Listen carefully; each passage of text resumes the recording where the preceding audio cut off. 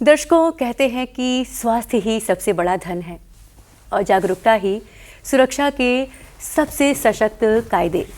नमस्कार, स्वागत है आप सभी दर्शकों का एक बार फिर से हमारे अपने आज के इस कार्यक्रम में। दर्शकों, एक बार फिर से हम इस कार्यक्रम में चर्चा करेंगे स्वास्थ्य के बारे में, जिसके अंतर्गत आज हम बात करेंगे एक ऐसी बीमारी के बारे में जिसका नाम सुनते ही मन और मस्तिष्क में जैसे डर सा हो जाता है। जी हाँ, हम बात करेंगे कैंसर के बारे में। एक ऐसी बीमारी जो बहुत घातक होती है, पर आज कई ऐसे दवाइयाँ हैं, कई ऐसे मशीनें हैं जिनकी वजह से ये जो लाइलाज बीमारी है वो भी बहुत हद तक ठीक हो रही है और हमारे जो डॉक्टर्स हैं वो कैंसर की बीमारी को ठीक करने में अपना पूरा योगदान दे रहे हैं। तो अपने आज के इस कार्यक्रम में हम बात करेंगे कैंसर आखिर बीमारी कैसे होती है, इससे बचाव कैसे हो और जागरूकता सबसे बड़ी जो बात होती है। तो आइए इस विषय पर बात करेंगे और बात करने के लिए हमारे साथ आज स्टूडियो में उपस्थित हैं श्री शिव प्रसाद गुप्त, मंडलीय जिला अस्पताल में कार्यरत कैंसर रोग विशेषज्ञ डॉक्टर शशि भूषण उपाध्याय जी। तो आइए करते हैं बातचीत सर से। नमस्कार सर, और बहुत बहुत स्वागत है आपका। नमस्कार, आप लोगों का भी बहुत बहुत स्वागत, बहुत बहुत धन्यवाद कि आपने हमें इस ऐसा अवसर दिया जिससे कि हम अपने सामान्य जनमानस से इस विषय पे बात कर पाएँ। सर, कहते हैं कैंसर एक बहुत घातक बीमारी है, तो सबसे पहले तो हमें ये बताइए कि ये आम बीमारियों से अलग कैसे है और ये घातक क्यों है? देखिए, कैंसर को समझना है तो छोटे में ये समझिए कि हमारे शरीर के जितने हमारे शरीर जो हमारा जो शरीर है वो सेल से मिलकर बना है और सेल का जो ग्रोथ होता है उसका जो विकास होता है वह हमारे शरीर में जीन्स द्वारा नियंत्रित होता है। यही कारण है कि हमारी उंगलियां एक पर्टिकुलर मात्रा से ज़्यादा बढ़ नहीं पाती। हमारे जितने शरीर के अंग हैं वो एक निश्चित सीमा तक बढ़ने के बाद रुक जाते हैं। लेकिन अगर सेल में जो हमारी कोशिकाएं होती हैं, कोशिकाओं को नियंत्रित करने वाला यह मैकेनिज्म जो प्राकृतिक होता है, अगर इसमें किसी भी प्रकार का डिस्टरबेंस हो जाए और इसका नियंत्रण उस कोशिका से खत्म हो जाए, तब वह कैंसर का रूप ले लेता है। तो शरीर के किसी भी पार्ट में जहां पे भी इस तरह का नियंत्रण खत्म होता है उस पार्ट का कैंसर हो जाता है। यानी ये हमारी कोशिकाओं से शुरू होता है। जी सर, कैंसर को सबसे ज़्यादा आप हमें बताइए कि तंबाकू या फिर धूम्रपान या फिर शराब के सेवन से क्या ये अधिक होता है? अब देखिए, इसको समझने के लिए पहले सामान्य व्यक्ति को यह समझना पड़ेगा कि वह जो नशा कर रहा है या जो भी चीज़ जिस भी चीज़ों का वह सेवन कर रहा है वह कैसे कैंसर बनाता है। तो जो हमारी कोशिकाएं, जैसे मैंने शुरू में बताया कि हमारी कोशिकाएं शरीर के जेनेटिक मैकेनिज्म से प्रोटेक्टेड होती हैं जी। लेकिन जब हम कोई इरिटेट करने वाला चीज, जैसे आप धूम्रपान करते हैं तो हमारे जितनी श्वास की नली है और खाने की नली है उसकी पूरी कोशिकाओं को इरिटेट करते हुए धुआं जाता है। तो यह जो इरिटेशन होता है और उसमें रहने वाले जो केमिकल होते हैं वो हमारे कोशिकाओं पे जो प्रोटेक्टिव मैकेनिज्म हमारे शरीर में बना हुआ है उनको डिस्टर्ब कर देते हैं। तो उनके डिस्टर्ब होने से जो सेल के ग्रोथ का नियंत्रण है वो खत्म हो जाता है। फिर वो कोशिकाएं अनियंत्रित ग्रोथ करती हैं। तो जैसे सांस की नली का कैंसर, फेफड़ों का कैंसर, मुंह का कैंसर, खाने की नली का कैंसर, यह इन्हीं धूम्रपान, गुटखा, पान मसाला से होता है। और यह 100% प्रमाणित, वैज्ञानिक अध्ययनों में भी प्रमाणित किया गया है, क्लिनिकल में भी प्रमाणित किया गया है कि जितने भी कैंसर के मरीज होते हैं उनमें निश्चित तौर पे कहीं न कहीं इन चीज़ों का सेवन पाया जाता है जी। धूम्रपान का होगा, गुटखा खाने का होगा, शराब पीने का होगा, इन चीज़ों का सेवन का ही हिस्ट्री मिलती है। और प्रामाणिक लैब में भी हमने टेस्ट किया है कि इनमें जो केमिकल पाए जाते हैं वो कार्सिनोजेनिक होते हैं, वो कैंसर को काज करते हैं। कैंसर काज करने का उनका जो मैकेनिज्म है वो यही है कि जो हमारे शरीर का प्रोटेक्टिव मैकेनिज्म है उसको डिस्टर्ब कर देते हैं। आज के समय में आए दिन सुनने मिलता है कि यहाँ कैंसर हो गए, इनको कैंसर हो गया। सर, क्या कारण है कि कैंसर इतनी जो भयावह बीमारी है इतनी फैल रही है? देखिए, होता क्या है कि हमारा जो शरीर है यह प्रकृति से मिलके बना है, जिसको हम कहते हैं छित, जल, पावक, गगन, समीर, और एक आत्मा होती है जी। तो हमारे शरीर में जो मैंने बताया ना कि ये जेनेटिक कंट्रोल्ड होता है। तो ये जीन जो कंट्रोल करता है यह इन 6 चीजों के बैलेंस से कंट्रोल करता है। लेकिन आज जो हमारी दिनचर्या हो गई है, हमारा खान पान हो गया है, हमारे मन मस्तिष्क के सोचने की क्षमता हो गई है, वो कहीं ना कहीं प्रदूषित हो गई है। जैसे हम खाने में तली भुनी चीज़ों का ज़्यादा प्रयोग करने लगे हैं, हमने पैक्ड फूड ज़्यादा खाना शुरू किया है, हमने हरी सब्जियों का प्रयोग कम कर दिया, हमने फलों का खाना कम कर दिया है, हमने व्यायाम कम कर दिया, हमने जो है प्रकृति के साथ अपना संबंध बहुत कम कर दिया। तो चूंकि ये सारी चीजें एक यूनिट में काम करती हैं, ऐसा नहीं कि मनुष्य अलग है, मनुष्य इस पूरे प्रकृति का एक खंड है, एक अवयव है, एक कण है जिसपे हर चीज का प्रभाव होता है। तो जब उसके आसपास के वातावरण, चाहे वो खान पान हो, चाहे उसके रहन सहन हो, चाहे उसके सोचने की क्षमता हो, चाहे उसके तनाव का लेवल हो, जब यह प्रदूषित होता है, इसका संतुलन बिगड़ता है, तो यह कहीं ना कहीं हमारे जेनेटिक लेवल पे जाके प्रभाव करता है और उस जीन के प्रभाव से उस जीन के जो ग्रोथ का कंट्रोल होता है वो अनियंत्रित होता है और वो कैंसर का काज करता है, कारण बन जाता है। सर, अभी आपने बताया कि कैंसर इतने प्रकार के होते हैं, तो आपसे हम जानना चाहेंगे सिर्फ पुरुष और महिला। सबसे पहले हम जानना चाहेंगे कि महिलाओं में किस तरह के कैंसर होते हैं। देखिए, महिलाओं में सबसे जो कॉमन कैंसर है वो ब्रेस्ट कैंसर, सर्वाइकल कैंसर, ये 2 मुख्य कैंसर है जो सिर्फ महिलाओं में ही पाए जाते हैं, क्योंकि ये आर्गन ही महिलाओं में ही पाए जाते हैं। और लेकिन ये इतनी ज्यादा मात्रा में पाए जाते हैं कि यह बहुत बड़ी चिंता का विषय है। तो कारण क्या है इसका कि ये बढ़ रहे हैं? अब इसका कारण देखिए, 2 सबसे बड़ा कारण। पहले क्या होता था कि हम जो बढ़ रहा है आजकल, हमारी जो माताएं बहनें हैं वह किसी भी मामले में पुरुष से कम नहीं है, चाहे वो कैरियर के क्षेत्र में हो, चाहे वो हर प्रकार के क्षेत्र में वो आगे बढ़ी है। इससे उनका तनाव भी बढ़ा है, लेकिन उनके जो अपने कार्य हैं वो कहीं नहीं कम हुए हैं, वो कम नहीं हुए, काम बढ़ गए हैं, तो उनका तनाव बढ़ गया। अब देखिए, ब्रेस्ट कैंसर का सबसे बड़ा कारण आज के समय में लेट मैरिज, लेट उनका माँ बनना। तो इससे लेट माँ बनने, जैसे महिलाओं के जो माँ बनने का समय है वो 20 से लेके 30-35 साल तक, 30 साल तक ये आइडियल समय है। लेकिन 30 साल में आजकल शादी ही हो रही है, तो एक पर्टिकुलर हार्मोन का शरीर में बहुत लंबे समय तक एक्टिवेशन होता रहता है, जो कि ब्रेस्ट के कोशिकाओं पे भी इसका प्रभाव रहता है। तो जैसे आपने देखा होगा, जब महिला माँ बनती है तो उसके मेंसेस बंद हो जाते हैं कुछ समय के लिए, 9 महीने के लिए, और इसके बाद बच्चे पैदा होने के 6 महीने बाद तक वो बंद रहते हैं। तो उस समय एक पर्टिकुलर हार्मोन का शरीर में सिजेशन हो जाता है, मतलब वो शरीर में प्रभाव नहीं डालते। तो उस समय शरीर को रिगेन करने का और उस हार्मोन के प्रभाव से दूर होने का अवसर प्राप्त हो जाता है। जबकि जिनकी शादियां लेट होती हैं वो लंबे समय तक उस हार्मोन के प्रभाव में वो आते रहते हैं। तो महिलाओं का समय से मां बनना और प्रत्येक महिला का मां बनना यह बहुत आवश्यक है। जैसे जो नली पैरस फीमेल होती हैं उनमें ब्रेस्ट कैंसर की संभावना बहुत ज्यादा बढ़ जाती है, लेट जो मां बनती है उनमें भी ब्रेस्ट कैंसर की संभावना बहुत बढ़ जाती है जी।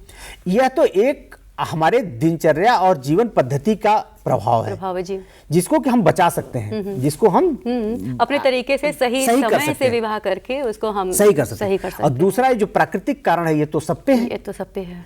तो अगर हम प्राकृतिक कारणों को ठीक कर लें, अगर हम ये अपनी जो मैरिज के समय को और मैरिज से ज्यादा प्रेगनेंसी के समय को ठीक कर लें तो हम बहुत हद तक। दूसरी चीज, जैसे कुछ माएँ आज के समय में माँ भी बहुत आधुनिक हो गई हैं, बच्चों को दूध नहीं पिलाना चाहती, कहती ब्रेस्ट फीडिंग नहीं। ब्रेस्ट फीडिंग ब्रेस्ट कैंसर से बचाव का सबसे प्रभावकारी जो है टूल है। जितना देर तक माताएं ब्रेस्ट फीडिंग कराती हैं वह उतने लंबे समय तक उनके शरीर में ब्रेस्ट कैंसर होने की संभावना कम हो जाती है।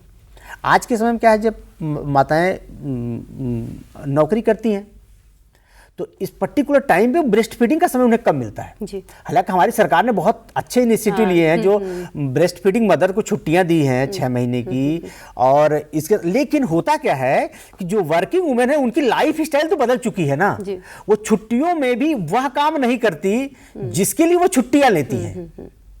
वो आदत सी बन गई है कि वह काम अवॉइड करने का हो जाता है। तो मेरा सबसे अनुरोध है, जितनी भी माताएं बहनें सुन रही हैं, कि अगर आपका बच्चा पैदा होता है तो आप उसे जितनी ज्यादा से ज्यादा ब्रेस्ट फीडिंग करा सकें। इससे बच्चा आपका पूर्ण रूप से मानसिक रूप से स्वस्थ बनेगा, शारीरिक रूप से स्वस्थ बनेगा और आप स्वस्थ बनेंगी। सर, आपसे अब जानना चाहेंगे कि कैंसर एक ऐसी भयावह बीमारी है जो पता चलते चलते 3rd या 4th स्टेज आ जाता है, तो कोई भी आम इंसान जिसे ये बीमारी है और वो समझ नहीं पा रहा है, तो वो कौन से लक्षण होते हैं जो उसे समझने में आए, और आ जाए तो वो क्या करे? देखिए, एक बात मैं आप लोगों को बहुत स्पष्ट कहना चाहता हूँ कि शरीर में कोई भी ऐसी बीमारी नहीं है जो आने से पहले लक्षण ना दे। प्रत्येक बीमारी आने से पहले पूरा लक्षण देती है। बस आवश्यकता है कि आप आंख खोल के उसको देखें और उसको महसूस करें।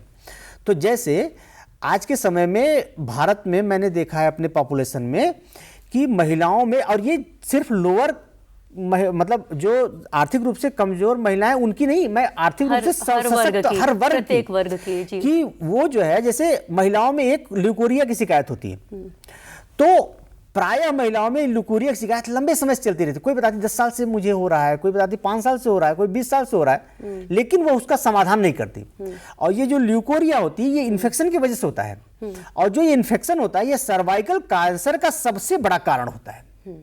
अगर ल्यूकोरिया का समय से उपचार हो जाए तो आप समझिए कि सर्वाइकल कैंसर को बहुत हद तक हमारी माताओं बहनों से होने से रोका जा सकता है। दूसरी चीज, जैसे मुख का कैंसर हुआ, तो मुंह के कैंसर में छोटा सा छाला बनता है जो कि नहीं भरता, तो हम क्या करते हैं, कुछ क्रीम लगाते हैं, टेबलेट खाते हैं, मेडिकल स्टोर से दवाई ले लेते हैं, ये और तब तक लेते रहते हैं जब तक कि वो बहुत बड़ा नहीं हो जाता। जबकि कहीं का भी कोई भी छोटा सा छोटा घाव, उसे बिना डॉक्टर के सलाह के कोई दवाई नहीं लेनी चाहिए।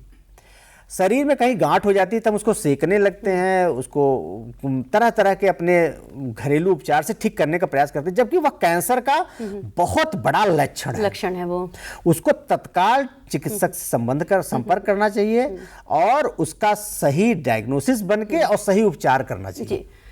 तो दर्शकों, आपको ये भी बताना चाहेंगे कि सरकार ने भी इस बीमारी के लिए बहुत से उपाय किए हैं और इसके बारे में हमें डॉक्टर साहब भी बताएंगे। सर बताइए। आज के समय में जिला स्तर पे कैंसर की पूरी टीम बनी है।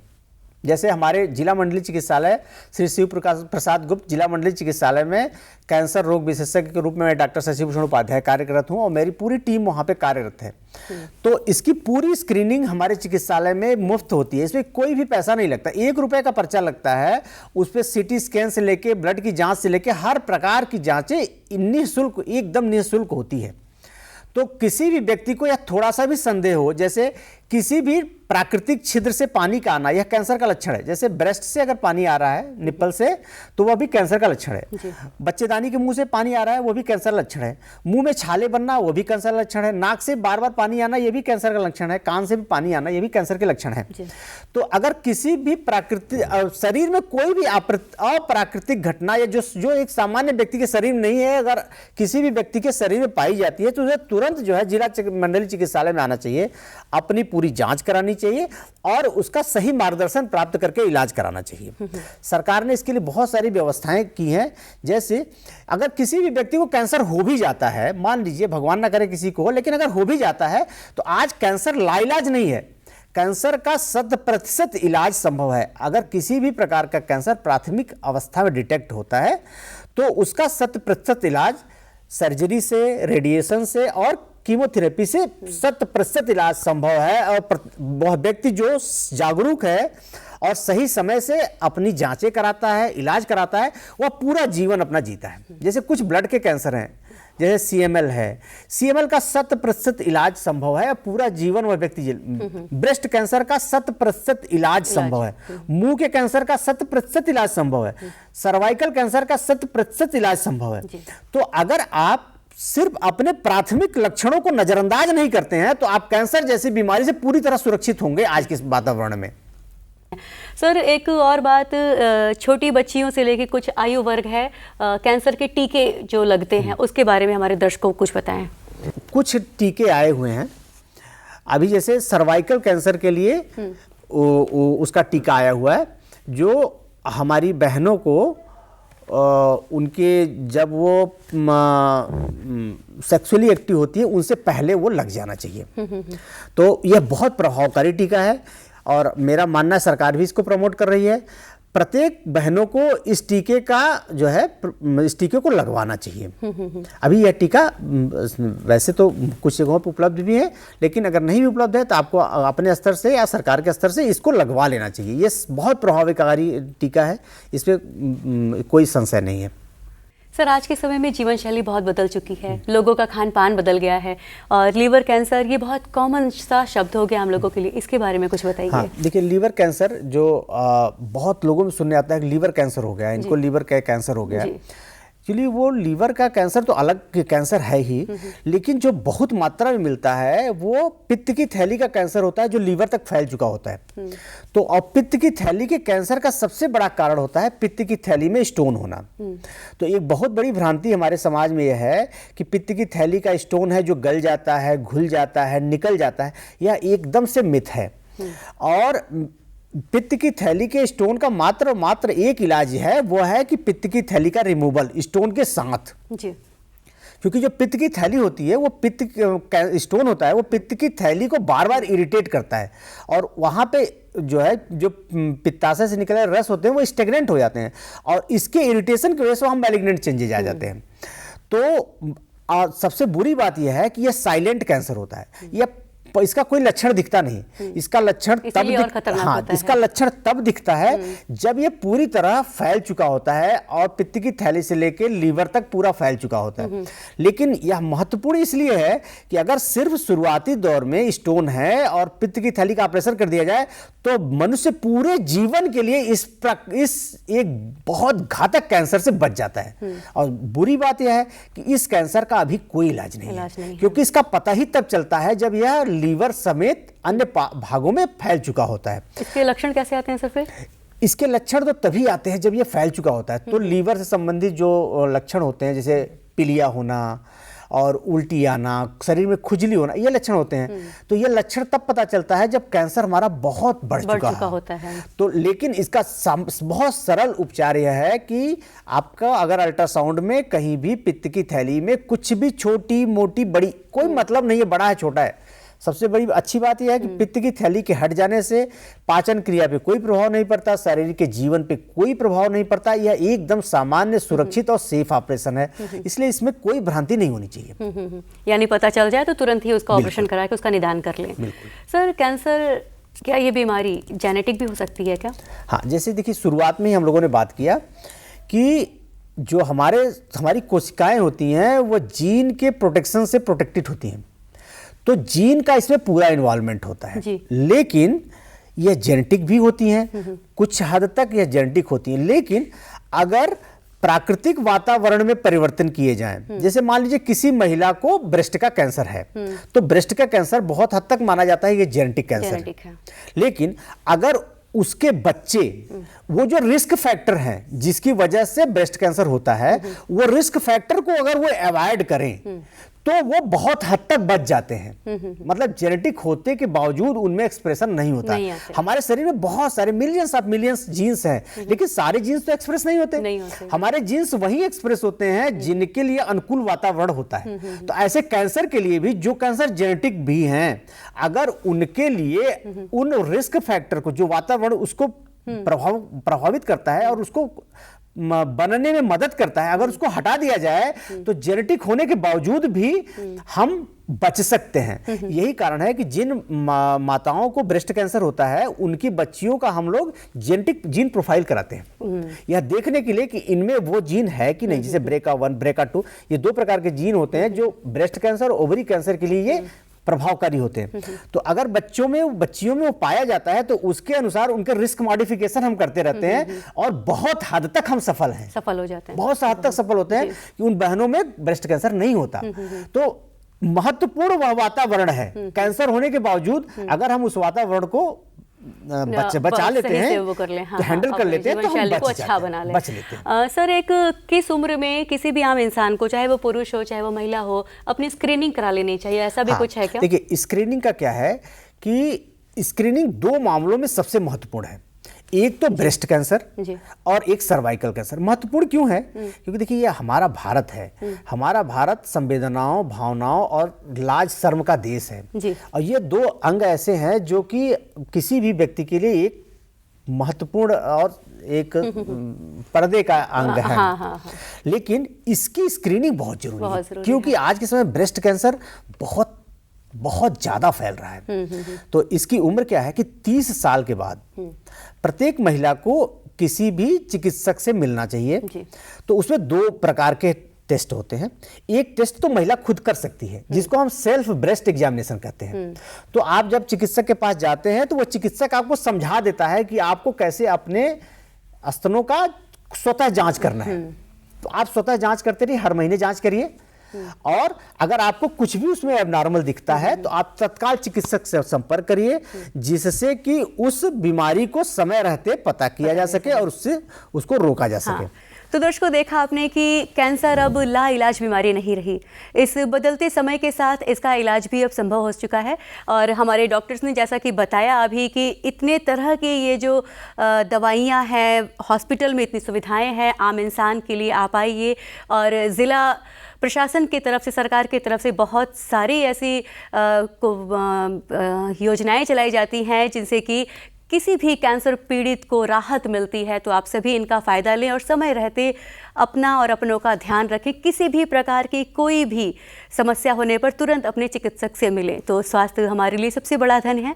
और डॉक्टर साहब, आप हमारे इस कार्यक्रम में आए, इसके लिए आपका बहुत बहुत धन्यवाद करते हैं। बहुत बहुत धन्यवाद आपका, आप सबका बहुत। दर्शकों, आज के लिए यहीं तक, फिर मिलेंगे किसी और कार्यक्रम में। दीजिए अनुमति। नमस्कार। नमस्कार।